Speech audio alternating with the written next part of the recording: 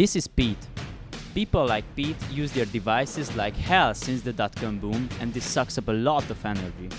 However, believe it or not, mobile network providers are way more energy hungry than the users. They consume roughly 60% of the energy in Finland's telecom system. For optimizing this, we can make the energy consumption of the towers dynamic based on the real-time demand. Network towers could be controlled automatically or semi-automatically by utilizing visualized reports generated from the datasets which are already available to us. One is suggesting that how much the tower should consume, while the other tells you where you should replace your towers or build new ones. We've created a model using logic nodes, and it allows you to assess output parameters through a public API.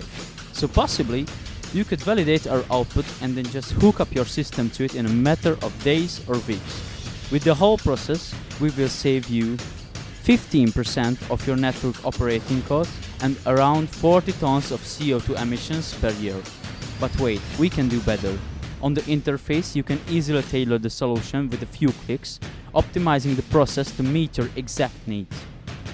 Using this platform, all service providers can create their own automated calculations to cut their costs and also save the planet with reducing their CO2 emissions.